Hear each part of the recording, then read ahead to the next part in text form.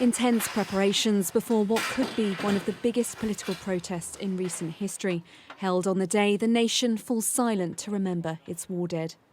Tomorrow's pro-Palestinian demonstration has been the subject of weeks of controversy, setting the Metropolitan Police Commissioner at loggerheads with the Home Secretary, the careers of both potentially on the line. Tonight, the force insists they're ready for whatever happens.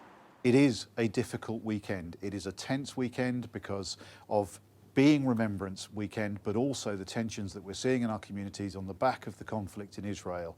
It is a difficult weekend for policing, and our job is to ensure that people are safe to the best of our ability, and we've got a comprehensive plan to do that.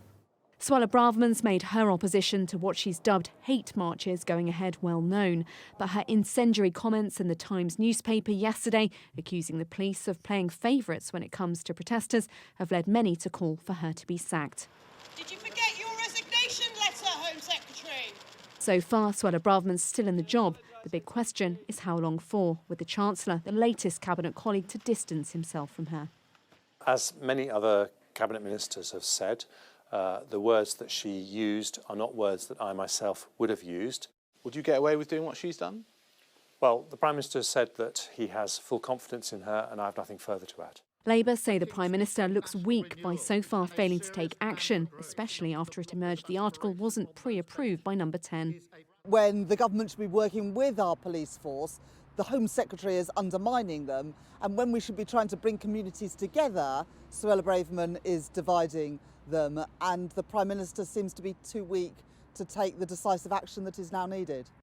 Downing Street has had plenty of experience trying to put out political fires lit by Suella Braverman's controversial comments, from her description of migrants as an invasion to homeless people living in tents as making a lifestyle choice.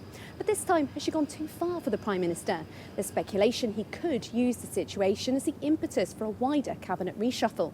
Is he waiting to see how tomorrow turns out, or potentially for the result of the Rwanda court case next week? But there are many in the right of the party who agree with what Braverman had to say. She certainly speaks her mind, doesn't she? But, you know, sometimes that's actually quite welcome. Suella Braverman is in a very difficult position as Home Secretary, as all Home Secretaries find themselves.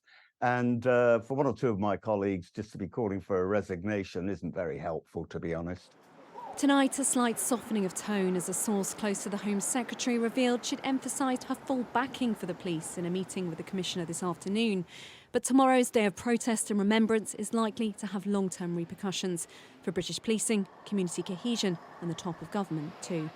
Amanda Akass, Sky News, Westminster.